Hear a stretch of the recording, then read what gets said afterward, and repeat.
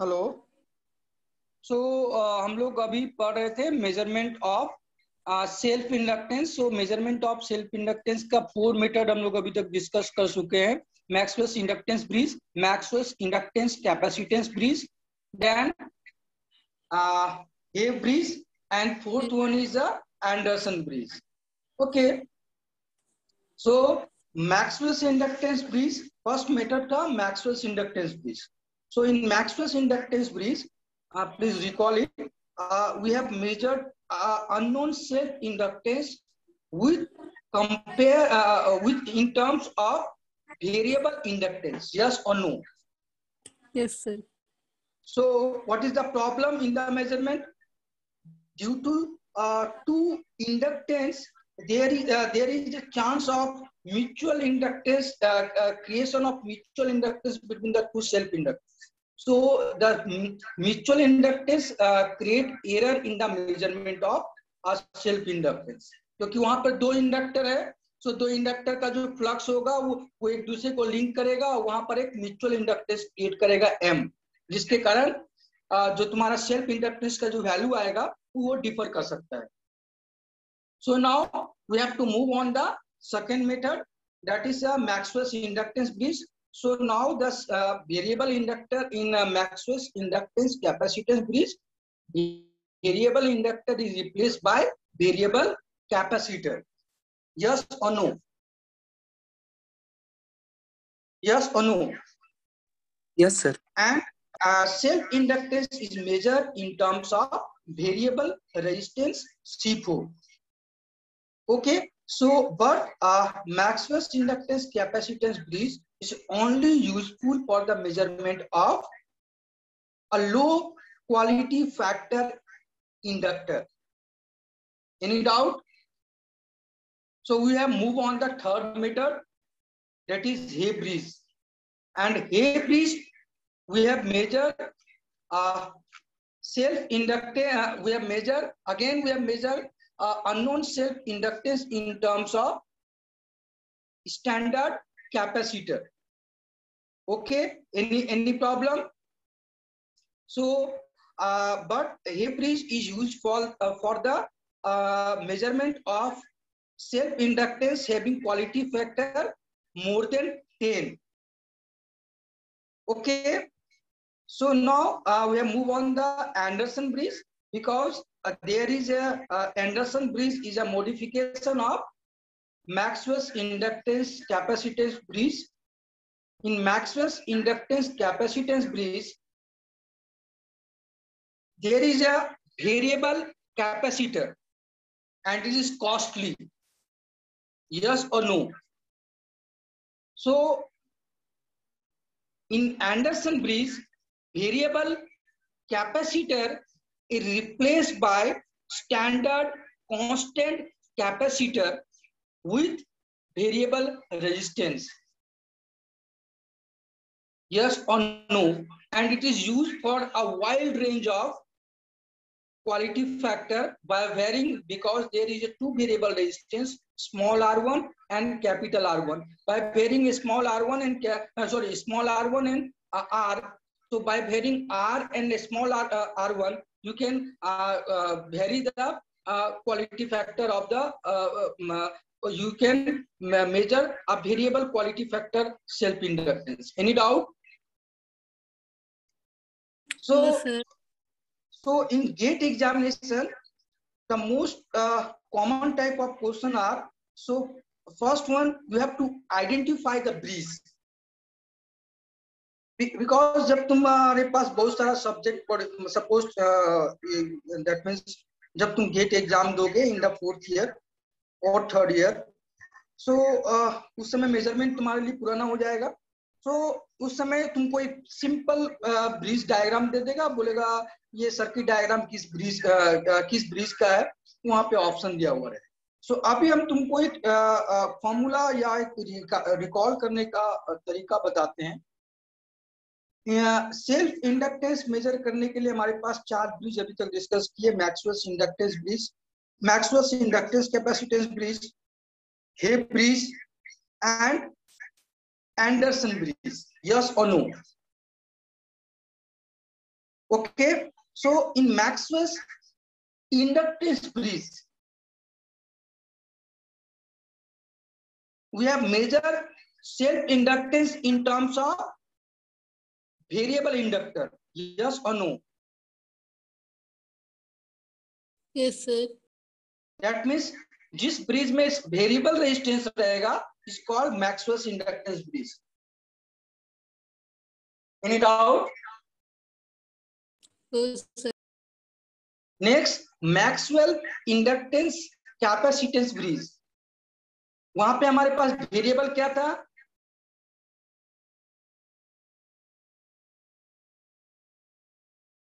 वहां पे हमारे पास वेरिएबल क्या था? कैपेसिटेंस वेरिएबल था. इस पे sir. Maxwell's inductance capacitance bridge में वेरिएबल क्या था? अच्छा, वेरिएबल था. Yes sir. Okay, and third one is a Hay bridge. So Hay bridge में क्या है? हेप ब्रिज में जो है यहाँ पे वहां पे मैक्सवेल्स इंडक्टेंस ब्रिज में ध्यान देना, कैपेसिटेंस वेरिएबल था एंड वहां पे R4 जो था वो पैरेलल में था. Yes sir. Yes, and Hay bridge में C4 and R4 are in series.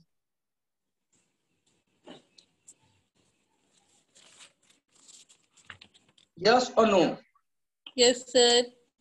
Okay, and fourth one जो हम लोग एंडरसन ब्रिज पढ़े, सो एंडरसन ब्रिज में दो वेरिएबल रेजिस्टेंस है और वो नॉर्मल ब्रिज की तरह नहीं है. यहाँ पर एक एक्स्ट्रा जंक्शन पॉइंट क्रिएट किया गया है. सो यहाँ पे दो वेरिएबल रेजिस्टेंस है और कैपेसिटर है. सो इन अ गेट एग्जामिनेशन कभी कभी आता है, हम तुमको सिंपल बताते हैं किस तरह का क्वेश्चन आ सकता है.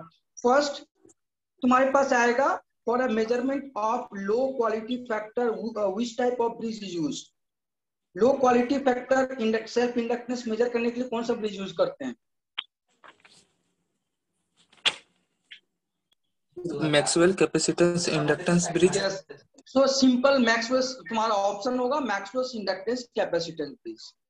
ओके, एंड उसके बाद इस तरह से हाई क्वालिटी फैक्टर मेजर करने के लिए कौन सा ब्रिज यूज करते हैं? ये bridge. Any doubt?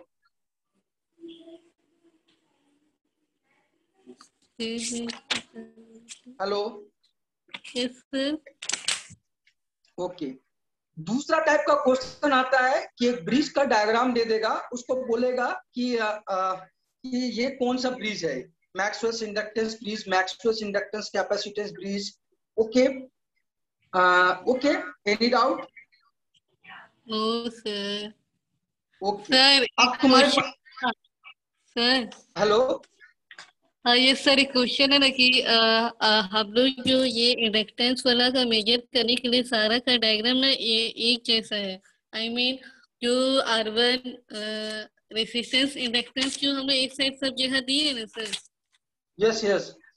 L1 R1 करके रेसिस्टेंस और इंडक्टेंस एक साथ जो दिए हैं वो सारा में से, लेकिन हम लोग एंडरसन ब्रिज में हम लोग R1 को क्यों ले रहे हैं, स्मॉल R1 को?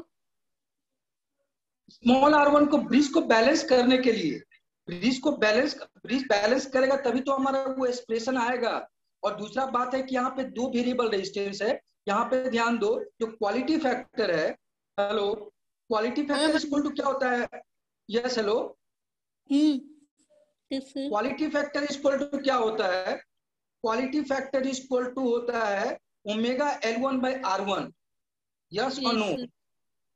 सो omega L1 by R1, so omega L1 equal to क्या हो जाएगा? यहाँ पे देखो इसका एक्सप्रेशन से omega C R3 by R4 into R, है ना? ये एक्सप्रेशन और R1 जो है वो नीचे डिनोमिनेटर में आ जाएगा, स्मॉल R1 जो डिनोमिनेटर में हो जाएगा. यस और नो? Yes sir. यस.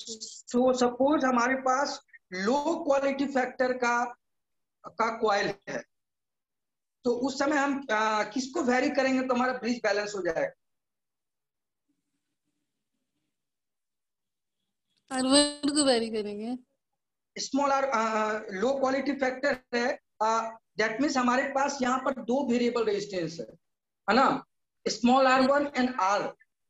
सो हमारे पास जब लो quality factor and high quality factor का सेल्फ इंडक्टेंस मेजर करना होगा, सो यहाँ पर दो वेरिएबल रेजिस्टेंस, उस दोनों से ही एडजस्ट करके हम लोग मेजर कर सकते हैं। यस और नो, दोनों का एक रेंज है ना, small R1 and capital small R1 and small R का अपना एक रेंज है। सपोज वो रेंज है फ्रॉम 0 to 10 के। ओके, वो दोनों ही वेरिएबल रेजिस्टेंस है। सो अगर हम लोग को wide range of quality factor measure करना पड़ेगा, तो दोनों को ही ट्यून करके देखना पड़ेगा कि किस जगह पर ब्रिज जो है वो तुम्हारा बैलेंस होता है। क्योंकि हम लोग को जब हमारे पास देखो प्रॉब्लम क्या है कि सपोज हम लोग के पास एक इंडक्टर आया जिसका सेल्फ इंडक्टेंस मेजर करना है। यस और no? Yes sir. You don't know the self inductance, you don't know the internal resistance of inductor. Yes or no? Hello? Yes sir. So if you don't know the L1, you don't know the R1, so you don't know the quality factor of the coil. Yes or no? Yes, sir. So you don't know L1, don't know R1, don't know quality factor of coil, then how can you measure self inductance using the Maxwell's inductance capacitance bridge or using Hay bridge? Because Maxwell's inductance capacitance bridge is only applicable for the low quality factor of coil, and Hay bridge only measure for the high quality factor of coil. You don't know the quality factor of the coil.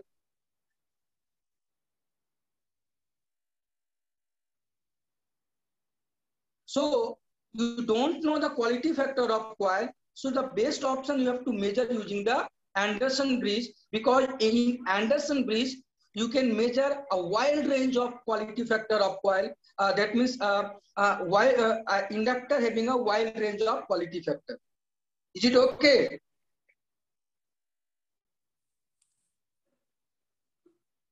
बात समझ में आया या नहीं आया? आया sir. That means suppose तुम्हारे पास हम एक इंडक्टर दिए and I have to tell you to please find out the self inductance, internal resistance and quality factor of the coil. Okay, so you don't know L1, don't know R1, don't know the quality factor. So suppose you have a three bridge, Maxwell's inductance bridge,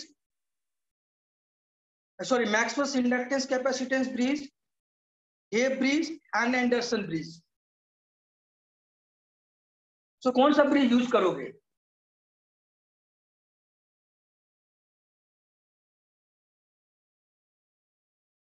कौन सा bridge use करोगे? Hello sir, Anderson bridge. Because अगर तुमको quality factor पता है तब तो तुम उसको, अगर लो क्वालिटी फैक्टर है तो मैक्सवेल्स इंडक्टेंस कैपेसिटेंस ब्रिज से मेजर कर सकते हो। अगर हाई क्वालिटी फैक्टर है तो हम लोग किससे मेजर कर सकते हैं? यूजिंग क्या कहते हैं, हे ब्रिज। बट तुमको क्वालिटी फैक्टर भी नहीं पता है, so best option you have to put in the Anderson bridge and you have, क्योंकि जब तक ब्रिज बैलेंस नहीं होगा तब तक तुम कोई भी ब्रिज का एक्सप्रेशन जो है वो यूज नहीं कर सकते। जब ब्रिज बैलेंस होगा, that means there is no current flowing through the galvanometer और detector, then only can you use the expression of R1 and L1. Yes और नो? सो अगर तुम लो क्वालिटी फैक्टर वाला इंडक्टर अगर हे bridge में डालोगे तो ब्रिज बैलेंस ही नहीं होगा। ओके, और अगर तुम हाई क्या कहते हैं, ब्रिज बैलेंस ही नहीं होगा और एरर ज्यादा आएगा। और अगर हाई क्वालिटी फैक्टर वाला इंडक्टेंस अगर तुम मैक्सवेल्स इंडक्टेंस कैपेसिटेंस ब्रिज में डालोगे तो भी तुम्हारा ब्रिज ज्यादा बैलेंस नहीं होगा और आएगा तो बहुत ज्यादा एरर आएगा। बट अगर तुम एंडरसन ब्रिज यूज करते हो तो Anderson bridge you have to variable resistance R1 and small r. Any doubt? So हमको तो सबसे पहले बैलेंस करना है. So first you have to vary R1. Suppose bridge balance नहीं हुआ, then you can vary small r. That means you have to vary small R1 and R. You have to find out the null point. Then only you use the expression of L1 and R1. So there is a two option by varying R1 or L1 or both by varying simultaneously both. Okay. Any doubt? Okay. Any hello? Hello. Yes, yes. Okay. So GATE के exam में yes इसका final any doubt in the phasor diagram of Anderson bridge? Sir last में जो even और उस समय last में कहां तक ड्रॉ किए थे? सो दैट मींस आईसी के बाद जो E4 तक किए थे. यस यस E4 तक किए थे. यहाँ पे देखो. So E4 is equal to I4 into R4. Yes, any doubt? No sir. Sir यहाँ पे R2 R3 और R4 को नॉन इंडक्टिव इंडक्टेंस लिखे हैं, तो रेजिस्टेंस होना चाहिए था. यहाँ पे sir R2 R3 R4 non sorry यहाँ पे नॉन इंडक्टिव रेजिस्टेंस होगा. वो लिखने में गलती हो गया है. वो इंडक्टेंस सॉरी रेजिस्टेंस होगा. सॉरी. ओके. सो हम लोग यहाँ पे देखे थे. और सर ब्रिज को आइडेंटिफाई करने के लिए जो ट्रिक बता रहे थे सर, वो एक बार फिर रिपीट कर देते हैं. देखो, मैक्सवेल्स इंडक्टेंस ब्रिज क्या है? अननोन रेजिस्टेंस मेजर करते हैं with help of variable resistor, variable inductance. Yes और नो?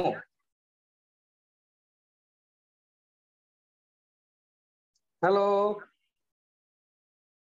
मैक्सवेल्स इंडक्टेंस ब्रिज हम लोग अननोन सेल्फ इंडक्टेंस मेजर करते थे with in terms of variable inductance. Variable inductance second arm में था. यस और no? Hello. Yes sir. Hello, I am audible? Yes sir. Okay, so the name indicates Maxwell's inductance bridge. That means self-inductance measure in terms of variable inductance in second arm. Yes or no? So that means जहां पर variable inductance रहेगा वो Maxwell's inductance bridge है. Any doubt? No sir. Next, Maxwell's inductance bridge. Maxwell's inductance capacitance bridge. वहां capacitance variable with variable resistance parallel में था. C4 and R4. Yes or no? Yes sir. C4 and R4 are in parallel. Yes or no? Yes, याद करो. Third one is a Hay bridge. So Hay bridge क्या है? Capacitor and resistance जो है series में है. Any doubt?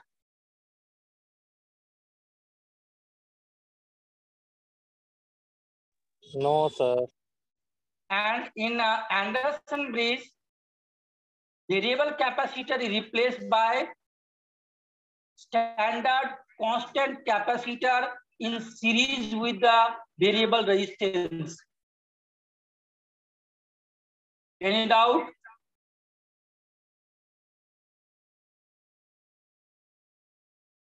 Any doubt? Okay, so हाँ, तो हम बता रहे थे गेट में किस तरह का क्वेश्चन आता है। तो पहला क्वेश्चन आएगा तुम्हारे पास, ये ब्रिज का डायग्राम दे देगा, बोलेगा आइडेंटिफाई द, ये कौन सा ब्रिज है।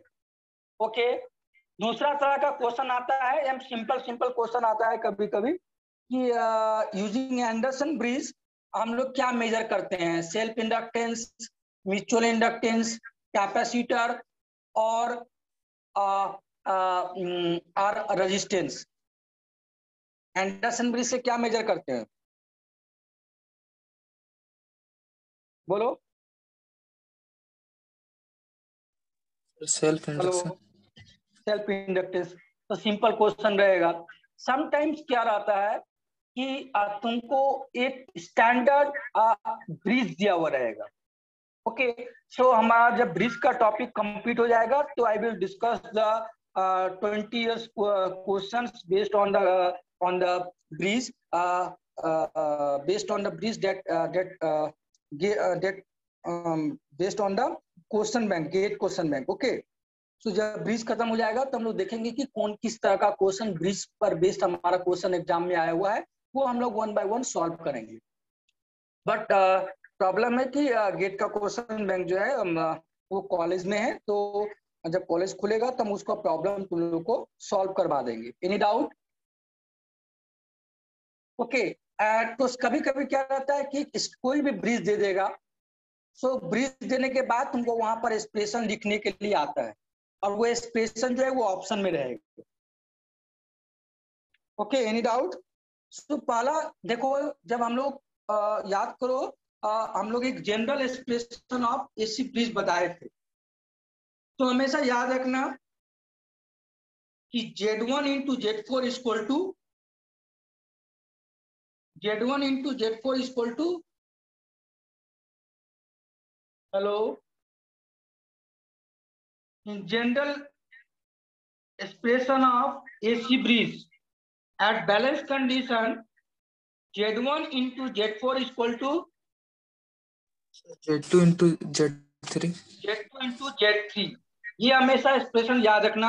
एंड अगर तुम्हारे पास एक ब्रिज जो किसी दूसरे रूप में दिया हो, या वो एंडरसन ब्रिज नहीं हो सकता है, वो हेज ब्रिज नहीं हो सकता है, उस समय, या suppose you don't know the expression of L1 और R1, अननोन L1 और R1, बिकॉज यहाँ पे कैलकुलेशन बहुत लेंदी है। सो गेट के एग्जाम में तुमको सपोज एंड ये सपोज तुम्हारे पास ये ब्रिज दे दिया गया, ओके, एंड बोला कि find the expression of L1। So it is not possible to remember the expression of L1 और R1।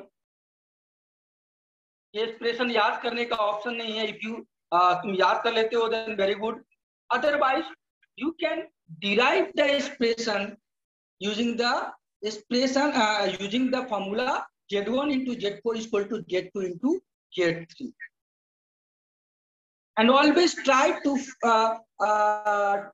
use the general principle that there is no current flowing through the galvanometer or Snell detector, or the detector, that means the detector, using the detector। So हमेशा याद रखना कि जब भी bridge balance होगा there is no current flowing to the detector. Okay, and sometimes जब difficult question आता है, हेलो हेलो, यस सर, आवाज आ रही है। सो समटाइम्स डिफिकल्ट क्वेश्चन में किस तरह का क्वेश्चन आता है कि सपोज बोलेगा कि ये एक स्टैंडर्ड ब्रिज दिया हुआ रहेगा, ओके, देन तुमको बोला जाएगा कि suppose the Z1, Z2, Z3, Z4 का वैल्यू दिया हुआ है कि at balance condition Z1 equal to Z2 equal to Z3 equal to Z4 equal to, okay, and बोल देगा if there is a small change in the Z1, suppose Z1 का value change कर दिया गया, तो क्या होगा, ब्रिज क्या होगा, तो ब्रिज क्या हो जाएगा, suppose eight balance condition Z1, Z2, Z3, Z4 का वैल्यू दिया हुआ है और Z1 को चेंज कर दिया गया, तो ब्रिज क्या होगा,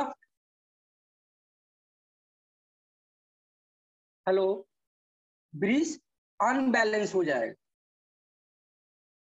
यस और नो? Hello, yes. तो जब ब्रिज बैलेंस अनबैलेंस हो जाएगा, तो some current flowing through the galvanometer और डिटेक्टर, यस और नो? उस समय इनको कभी कभी डिटेक्टर पॉइंट से कितना करंट फ्लो करेगा वो सॉल्व करने के लिए आता है। बात समझ में आया या नहीं आया? Yes, sir.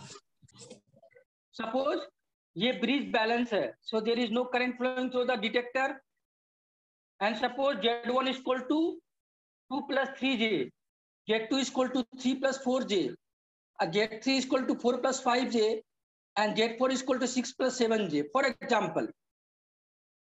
And suppose applied voltage supply voltage दिया हुआ है 30 sin omega t. Any doubt? So बोलेगा कि suppose Z1 change from Z1 to 3 plus 4J to 5 plus 6J, वो इसका वैल्यू चेंज हो गया, तो ब्रिज क्या होगा? अनबैलेंस हो जाएगा। हेलो, ब्रिज अनबैलेंस हो जाएगा। Yes, sir. तो जब ब्रिज अनबैलेंस होगा तो गैल्वेनोमीटर या डिटेक्टर पॉइंट के थ्रू करंट फ्लो करेगा। Yes, sir. तो वो डिटेक्टर के थ्रू जब करंट फ्लो करेगा तो वो जो सर्किट हो जाएगा वो तुम्हारा अनबैलेंस में सर्किट थ्योरी का न्यूमेरिकल के बेस्ड हो जाएगा। सपोज तुम्हारे पास यहाँ पे गैल्वेनोमीटर का इंटरनल रेजिस्टेंस दिया हुआ है, तो बताओ यहाँ पर कितना करंट फ्लो करेगा? गैल्वेनोमीटर के क्रॉस कितना करंट फ्लो करेगा? कितना ये रहेगा करंट फ्लो करेगा, बताओ? Voltage drop across EAB minus voltage drop across AD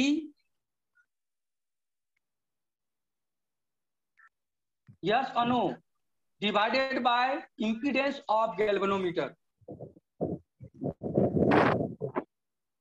Any doubt? No, sir. Okay. So इस तरह का प्रॉब्लम गेट में आता है। सो नेक्स्ट ब्रिज इज हाँ, तो इसका सर्किट डायग्राम में कोई डाउट था? ये फेजर डायग्राम में इसका फेजर डायग्राम में किसी को कोई डाउट था? Hello hello, I am audible to everyone? Yes, sir. Yes, sir. So any doubt in the phasor diagram of Anderson bridge?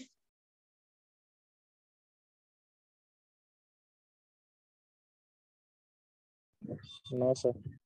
No.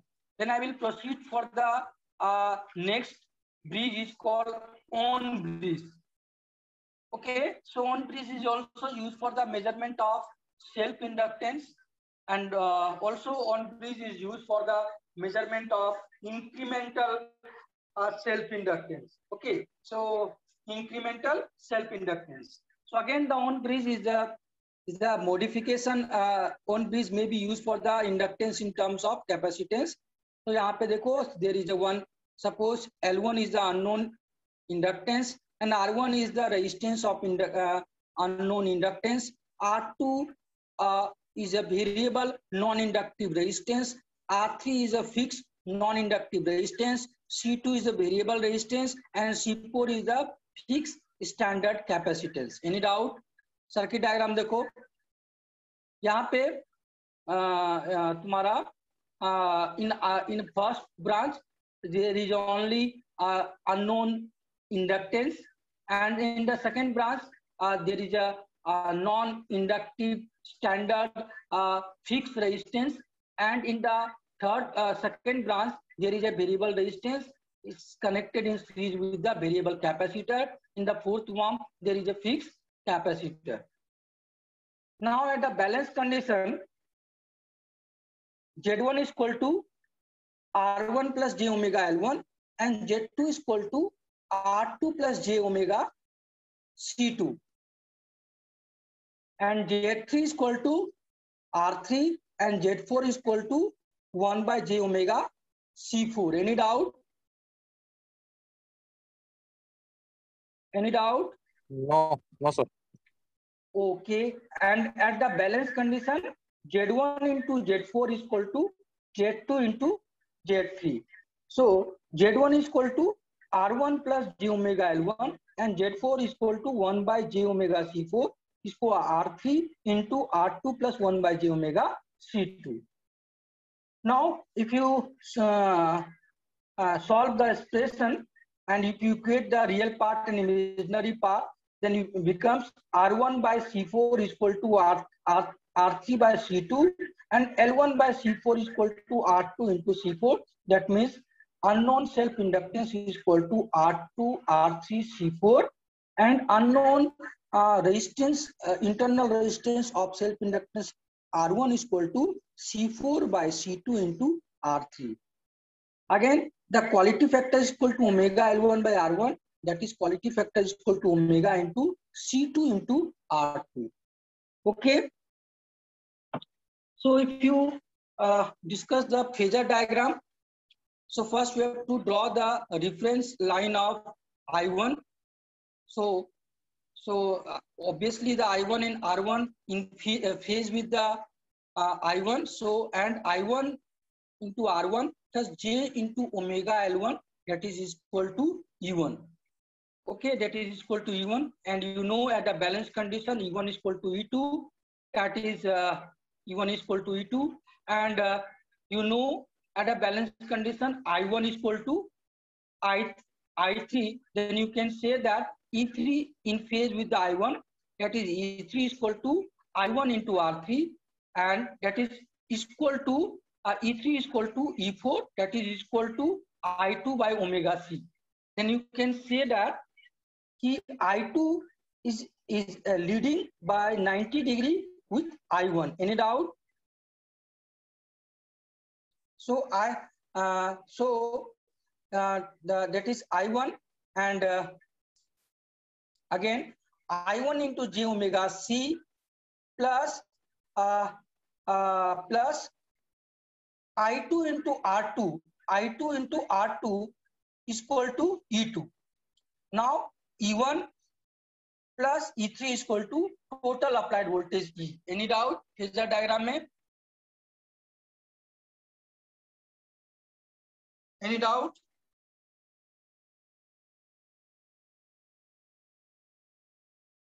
Hello? Hello? No, sir. Any doubt in the phasor diagram of on please?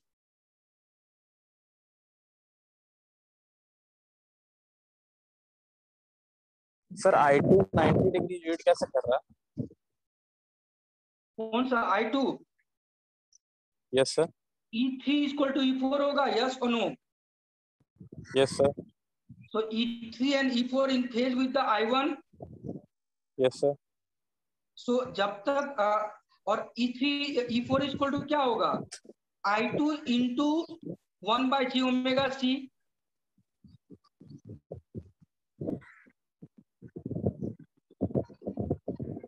Hello? E4 is equal to क्या होगा? I2 into 1 by j omega C. So वो तभी तुम्हारा ना I1 के साथ phase होगा